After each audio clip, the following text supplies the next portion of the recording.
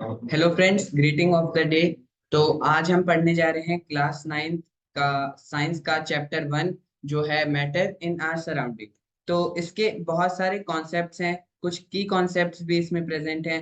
तो हम उन सभी को आज इस वीडियो में कवर कर रहे होंगे और मेन पॉइंट्स को हाईलाइट करते हुए पूरा चैप्टर डिस्कस कर रहे होंगे। तो आइए स्टार्ट करते हैं। तो इसमें हमें सबसे पहले समझने की जरूरत ये है कि what are the matter in our surrounding. इसका मतलब है कि हमारे आसपास में जो मैटर है वो क्या है। तो हमारे आसपास में जो मैटर है वो तीन स्टेट में प्रेजेंट होगा, या तो सॉलिड, या तो लिक्विड, या तो गैस। तो जो ये तीन स्टेट में हमारे प्रेजेंट है मैटर, और हम ये कह सकते हैं कि जिसको हम टच कर सकते हैं या टच नहीं भी कर सकते, वो सारा चीज हमारे पास मैटर के फॉर्म में है। टच नहीं कर सकते मतलब, टच नहीं कर सकते मतलब गैस। गैस को हम फील कर सकते हैं बट उसको टच नहीं कर सकते। तो ये हो गए हमारे मैटर्स जो हमारे सराउंडिंग में प्रेजेंट है। तो what are the states of matter. जैसे कि हमने अभी देखा कि मैटर जो है वो तीन स्टेट में प्रेजेंट होता है, सॉलिड, लिक्विड एंड गैस। और इन तीनों के अलग अलग कैरेक्टरिस्टिक्स होते हैं, उनको हम वन बाय वन डिस्कस करते हैं। फर्स्ट है हमारा solid. What is solid? Solid जो होता है उसके जितने भी एटम्स होते हैं that are very tightly packed. That means कि ये रिजिड फॉर्म में होगा, सॉलिड फॉर्म में होगा।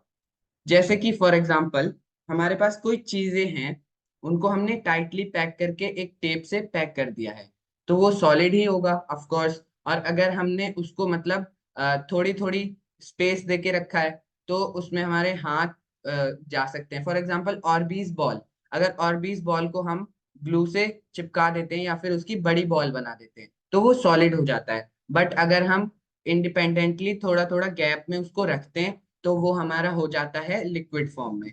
ऐसे ही इन तीनों के बीच में फोर्सेस ऑफ अट्रैक्शन की वजह से जो है डिफरेंस निकलता है।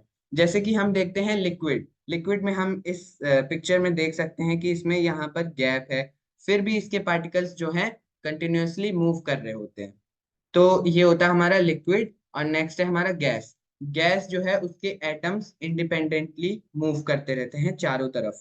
जैसे कि आप इस पिक्चर में भी देख सकते हैं कि ये गैस के ब्लू वाले पार्टिकल्स हैं और ये इन्वायरमेंट में हमारे घूम रहे हैं और रोम कर रहे हैं। तो नेक्स्ट है हमारा, ये उन्हीं पे कुछ रिलेटेड वर्कशीट है।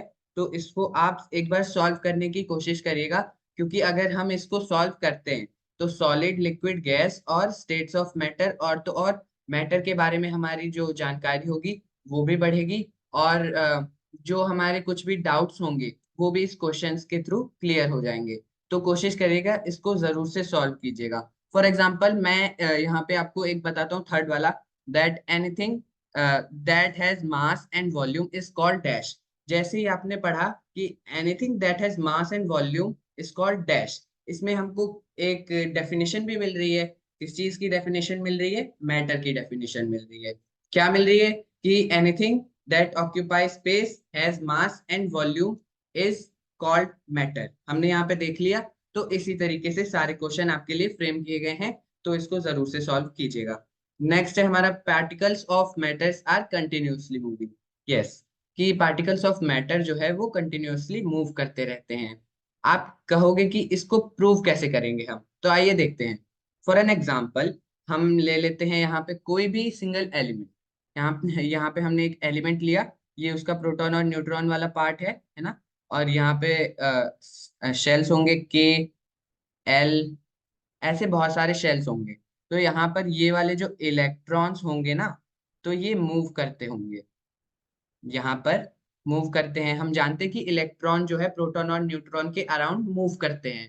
तो जब हम ये जानते हैं कि इलेक्ट्रॉन प्रोटॉन और न्यूट्रॉन के आसपास मूव करते हैं, तो हम उसको ये भी कह सकते हैं कि ये जो हमारा कोई पार्टिकल ऑफ मैटर है वो भी मूव कर रहा है।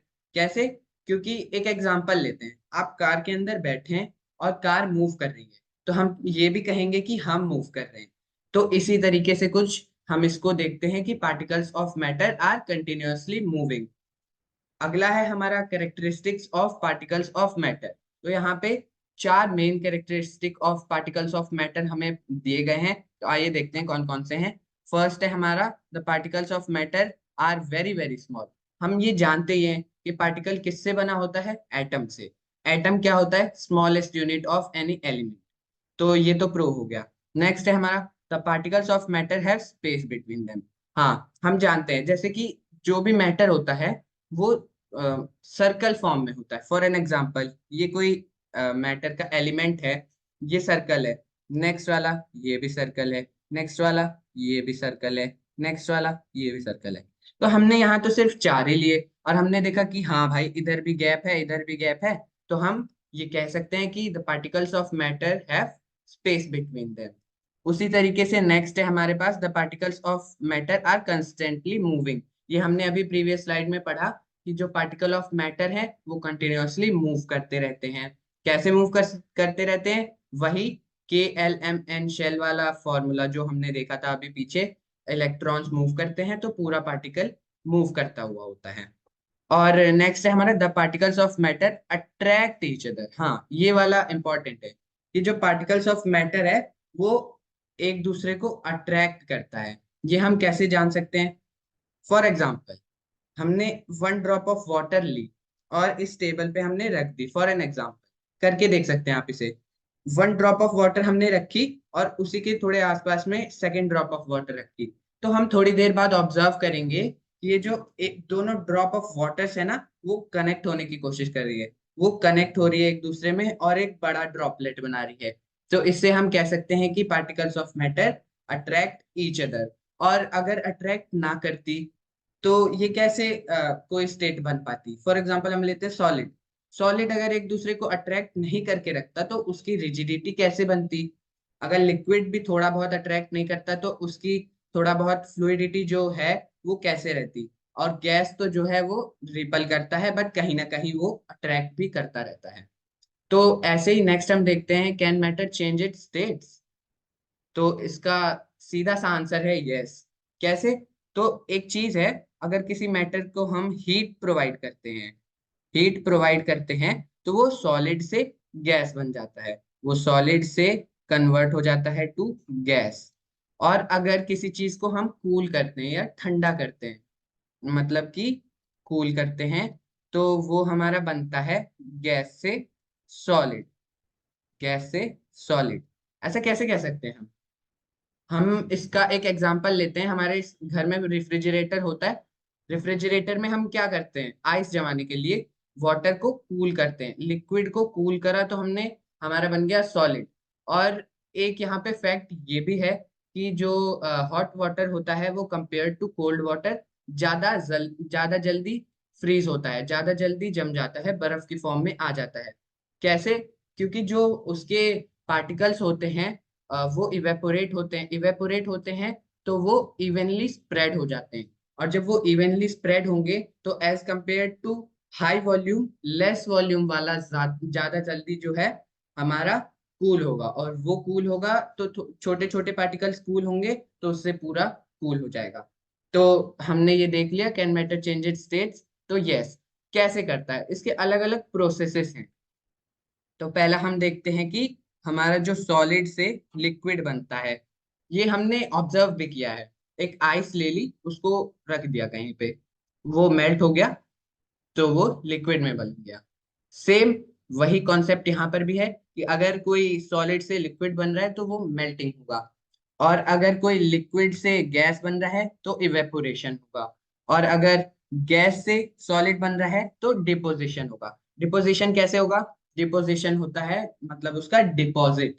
अगर गैस कहीं पे डिपॉजिट होती जाएगी होती जाएगी होती जाएगी होती जाएगी तो वहां पर अपेरेंटली एक सॉलिड नजर आने लगे। और अगर हम इसके अपोजिट की बात करते हैं, गैस से सीधा सॉलिड तो हमने देख लिया, बट सॉलिड से सीधा गैस कैसे बनेगा? यहाँ पे क्वेश्चन भी अराइज होता है, ऐसा कौन सा एक एग्जाम्पल है जो सीधा सॉलिड से गैस बन जाता है? तो इसका आंसर आप लोग मुझे कमेंट सेक्शन में देंगे और मैं जो है इसका आंसर अपनी नेक्स्ट वीडियो में बताऊंगा। तो उसके लिए वेट करना। और नेक्स्ट हमारा है, जैसे कि हमने देख लिया सॉलिड से गैस में होता है तो हम उसे क्या कहते हैं, सब्लिमेशन। इस प्रोसेस का नाम होता है सब्लिमेशन। और गैस से अगर हम लिक्विड बना रहे हैं तो कंडेंसेशन होता है, ये हमने वाटर साइकिल में भी ऑब्जर्व किया है। और नेक्स्ट है हमारा लिक्विड से अगर सॉलिड बन रहा है तो उसको हम क्या करते हैं, फ्रीज करते हैं, तो उसको हम फ्रीजिंग बोल देते हैं। नेक्स्ट है हमारा इवेपोरेशन। इवेपोरेशन एक बहुत ही इंपॉर्टेंट टॉपिक है, तो आइए थोड़ा देखते हैं इसके बारे में भी। इवेपोरेशन होता क्या है? इवेपोरेशन होता है किसी चीज का, किसी लिक्विड चीज का गैस में कन्वर्ट होना। हमने पढ़ा था पिछली स्लाइड में कि can matter change it's state, yes, how. तो इसी का एक प्रोसेस है इवेपोरेशन। इवेपोरेशन से जो हमारा लिक्विड है वो गैस बनता है। कैसे बनता है? तो अगर हम इसकी टेम्परेचर को अराइज कर देते हैं तब बनता है, या तो विंड स्पीड, ये हम अगले स्लाइड में पढ़ रहे होंगे। तब तक के लिए हमें ये देखना होगा कि इवेपोरेशन होता क्या है। तो इवेपोरेशन की एक छोटी सी डेफिनेशन है कि the change of state of a matter from liquid to gas is called evaporation. ये समझ में आ गया? तो आगे बढ़ते हैं। Effect of change of pressure, जो प्रेशर है उसके चेंज में क्या मतलब सॉलिड का, लिक्विड का, गैस का क्या इफेक्ट होता है, तो देखते हैं। यहाँ पे हमने एक एक्सपेरिमेंट के थ्रू इसको समझना है। तो जैसे कि हम एक लेते हैं, सिरिंज लेते हैं, और तो यहाँ पे ये हमारा है एक सिरिंज है, उसके अंदर हमने गैस रखा और उसके नीचे से कॉर्क बंद कर दी, मतलब कैप लगा दी नीचे से कि गैस निकल ना पाए, और उसको बहुत टाइट से दबाया। तो वो हमने थोड़ी देर बाद देखा कि ये लिक्विड में चेंज हो चुका है, और उस लिक्विड को भी थोड़ा ज्यादा प्रेशर दिया, उस पर दबाया, तो वो सॉलिड बन गया है। पर एक क्वेश्चन आता है यहाँ पे कि क्या सॉलिड भी किसी चीज में चेंज होता है? नहीं, ऐसा नहीं, सॉलिड किसी चीज में चेंज नहीं होता। या तो वो ब्रेक डाउन हो जाएगा, या तो वो वैसे का वैसा रहेगा, क्योंकि सॉलिड के बाद हार्डेस्ट कोई जो है मैटर की स्टेट अभी तक नहीं है। तो ये हमने देख लिया कि effect of change of pressure क्या होता है किसी मैटर पे। अब हम आगे बढ़ते हैं फैक्टर्स अफेक्टिंग इवेपोरेशन पे। हाँ, मेन टॉपिक यहाँ पर हमारा फैक्टर्स अफेक्टिंग इवेपोरेशन से बहुत क्वेश्चंस जो है आते हैं। प्रीवियस ईयर क्वेश्चंस में भी हमने देखा है कि बहुत आए हैं फैक्टर्स अफेक्टिंग इवेपोरेशन से। तो डिफरेंट फैक्टर्स अफेक्टिंग इवेपोरेशन क्या है?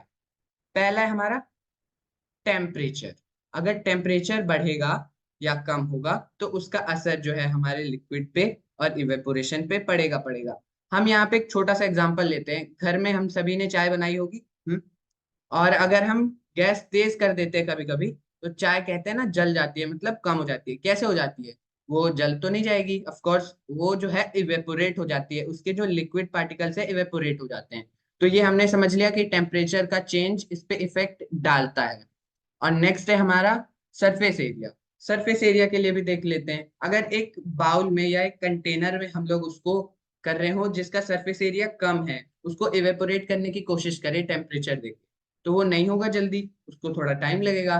पर वहीं अगर कोई बड़ा सा यूटेंसिल ले लिया जाए, बड़ा सा बर्तन ले लिया जाए, और उसमें उसी लिक्विड चीज को डाल के इवेपोरेट किया जाए, तो वो जल्दी इवेपोरेट हो जाएगा। इससे हमने क्या देखा कि चेंज ऑफ सरफेस एरिया उस पर बहुत ही ज्यादा अफेक्ट करता है। नेक्स्ट है हमारा ह्यूमिडिटी। ह्यूमिडिटी को हिंदी में हम नमी कह देते हैं। और ये कैसे इफेक्ट करती है हमारे चेंज ऑफ इवेपोरेशन में? क्योंकि अगर पहले से ही अ, हमारे इन्वायरमेंट में थोड़ा सा भी ह्यूमिडिटी रहेगा, तो वो जो है हमारी इवेपोरेशन को बढ़ा देगा अपेरेंटली। क्योंकि जैसे कि बाहर पहले से ही उसका वाटर ड्रॉपलेट है, और जैसे ही वो इवेपोरेट होगा तो वो कंबाइन होना चाहेगा, और जब कंबाइन होगा तो जल्दी जल्दी इवेपोरेशन प्रोसेस होगा वहां पे। तो नेक्स्ट है हमारा विंड स्पीड। आपने देखा होगा कभी कभी बारिश का मौसम होता है, तो धूप तो निकलती नहीं है क्योंकि क्लाउडी वेदर होता है। तो जब धूप नहीं निकलती है तो कपड़े कैसे सूखते हैं? वो हम खुले एरिया में उसको, कपड़े को डाल देते हैं और हवा चलती है, उससे सूख जाता है। कैसे सूखता है? क्योंकि वो विंड स्पीड से भी इवेपोरेशन इफेक्ट करता है। जो विंड स्पीड है वो अगर वो ज्यादा होगी तो जल्दी से इवेपोरेशन होगा, विंड स्पीड कम होगी तो इवेपोरेशन कम होगा। ऐसे हमने चार फैक्टर्स देखे जो इवेपोरेशन को अफेक्ट कर रहे थे। तो नेक्स्ट है हमारा how does evaporation cause cooling. हाँ, इवेपोरेशन ठंडक कैसे पैदा करता है? हमने ये तो देखा ही होगा कि बारिश के मौसम में हमारा जो इन्वायरमेंट है वो as compare to summer season ज्यादा ठंडा होता है। कैसे होता है? हम्म वो होता है इवेपोरेशन की वजह से, क्योंकि जो वाटर ड्रॉपलेट्स अर्थ पे आती है तो वो इवेपोरेट होती है। इवेपोरेट होती है तो मॉइस्चर जो है वो रह जाता है एयर में। और मॉइस्चर जब एयर में रहता है और उसी के साथ हवा चलती है, चाहे वो ठंडी हवा चले गर्म हवा चले, जब उसके साथ मॉइस्चर मिक्स होती है ना, तो वो ठंडा कर देती है एनवायरमेंट को। हमने ये भी देखा होगा कि गांव में जो मिट्टी रहती है, तो वहां पर ज्यादा हल्की सी ठंड रहती है। क्यों रहती है? क्योंकि वो इवेपोरेशन जल्दी होता है। हमारी जो सड़कें हैं वो प्लास्टर हैं, तो प्लास्टर्ड जो सरफेस पे इतनी जल्दी इवेपोरेशन नहीं हो पाता जितना हमारा उस पे होता है, मतलब कि अनप्लास्टर्ड पे। क्योंकि अनप्लास्टर्ड में ये है कि वो अर्थ जो है एब्जॉर्ब भी करता रहता है साथ साथ में वाटर को, तो थोड़े बहुत जो इवेपोरेशन होते हैं वो कूल कर देते हैं एनवायरमेंट को। ऐसे ही हमने देखा कि कैसे इवेपोरेशन जो है ठंडक लाती है। तो उसको हम एक बार इस डायग्राम से भी समझ लेते हैं अच्छे से कि कैसे करती है। तो जैसे कि यहाँ पे कोई वाटर है या कोई लिक्विड है, हम वाटर लेते हैं एग्जांपल के तौर पे, और इसके अंदर बहुत ज्यादा एनर्जी वाले पार्टिकल भी हैं। जब हीट आ रही है तो उसमें एनर्जी होती है पार्टिकल के अंदर। हमने देखा होगा जब कभी हीट करते हैं तो वो जल्दी जल्दी मतलब मूव करने लगता है लिक्विड। तो हाई एनर्जी पार्टिकल भी है इसके अंदर, और लो एनर्जी रिमेन लिक्विड भी रहेगा, क्योंकि सारे तो एक साथ मूव करेंगे नहीं, थोड़े बहुत करेंगे, तो लो एनर्जी भी है।